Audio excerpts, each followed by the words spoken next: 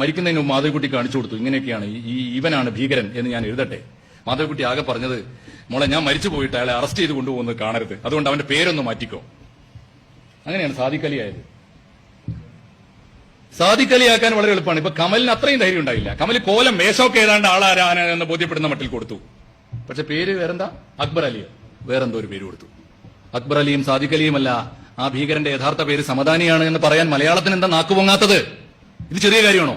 വ്യക്തിപരമായി ഞങ്ങൾക്കൊക്കെ അടുപ്പമുള്ളവരാവും. പക്ഷേ മാധവിക്കുട്ടിയോട് അതിക്രമം കാണിക്കാന്ന് പറഞ്ഞു. എന്താ പുസ്തകം സാക്ഷ്യപ്പെടുന്നത്?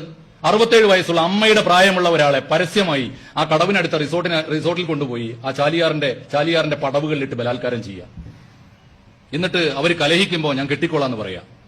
ഇന്നു മുതൽ 10ാം ദിവസം എന്റെ ഭാര്യയാവും, അതിന് കണ്ടീഷൻ മതം മാറണം. ഉടനെ തയ്യാറായി. പ്രണയത്തിന് വേണ്ടി ദാഹിച്ചുകൊണ്ടിരുന്ന ആ അത്യുജ്വലമായ ജന്മം എന്തിനും തയ്യാറായി. അവര് മതം മാറാൻ ഏർപ്പാടാക്കി. പാളയം ഇമാമിനെ വിളിച്ചു. തിരുവനന്തപുരത്തെ സൗത്ത് പാർക്ക് ഹോട്ടലിൽ ഡിന്നർ ബുക്ക് ചെയ്തു. പിന്നെ ഫോൺ എടുത്തില്ല. പിന്നെ കേൾക്കുന്നത് അവര് മതം മാറി, അവര് പിന്നോട്ട് പോയി. പിന്നെ കേൾക്കുന്ന കഥ ഇതാണ്. കഥ എന്നല്ല, സത്യം. സൗദി അറേബ്യൻ ജാലിയാത്തിൽ നിന്ന് $10 ലക്ഷം $10